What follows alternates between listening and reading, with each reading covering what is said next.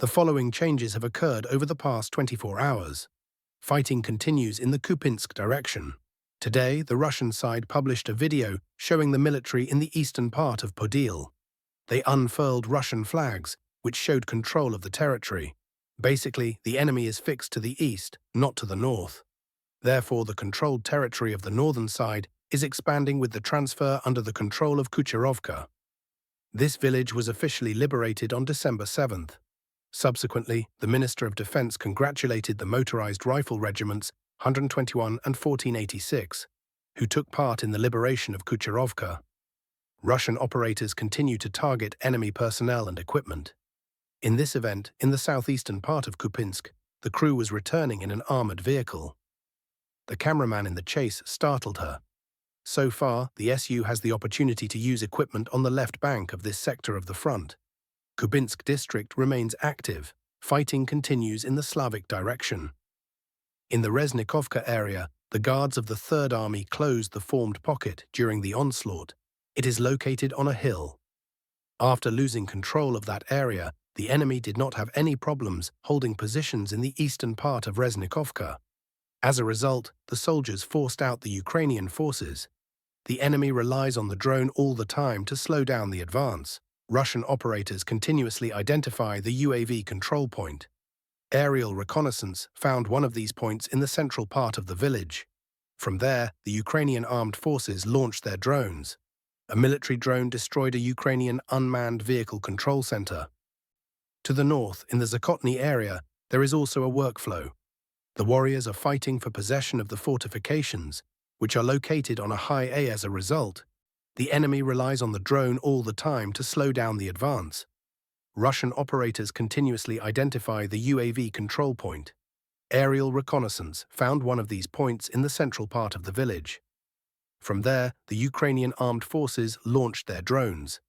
A RAI drone destroyed a Ukrainian unmanned vehicle control center. He partially showed the Gorenje moment to other drones and continued searching for the target. To the north, in the Zakotny area, there is also a workflow. The warriors are fighting for possession of the fortifications, which are located on a hill.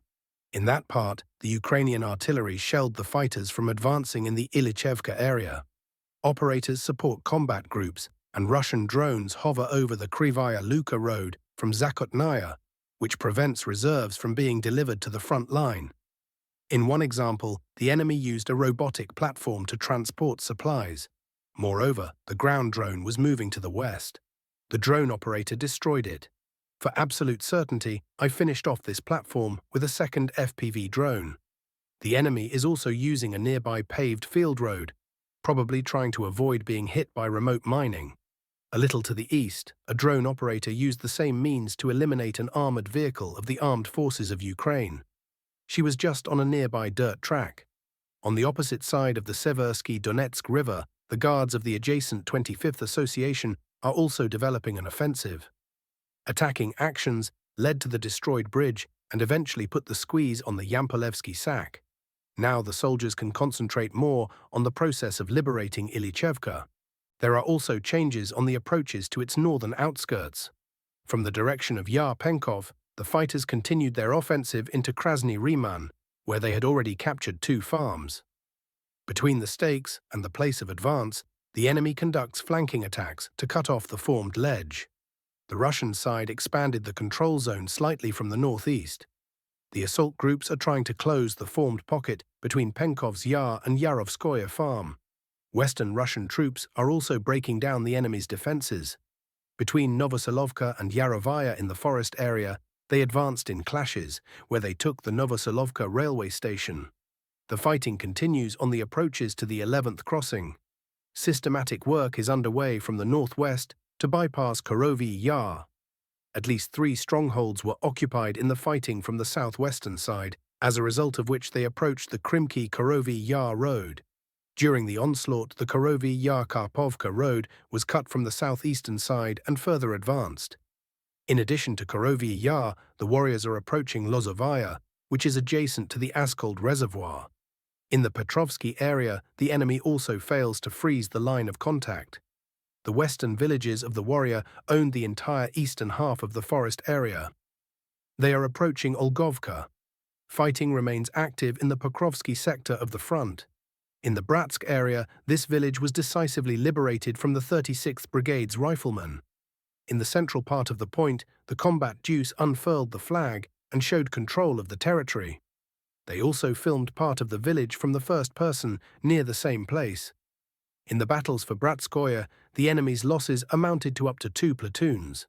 The video also contains additional information that does not relate to Bratsk. From 10 to 32 seconds, kamikaze drone operators tightly handled the APU in Vishnevoye. For reliability, one geo-confirming material is provided. The Ukrainian armed forces suffered significant damage in the central part of the village. This is not the only event in which the enemy was attacked in this village. Back in the video that appeared on January 3rd, the control point for unmanned vehicles was destroyed by the same means in the central part. Even then, a visual sign appeared. Moreover, such unmanned points are not deployed at zero, and especially on the territory of the immediate rear. The guards of the same 36th Brigade themselves liberated this point on October 29th last year. One example is given. There was no snow back then. The current events happened later. The line of collision is shifted to the enemy's processing point. The fighting continues.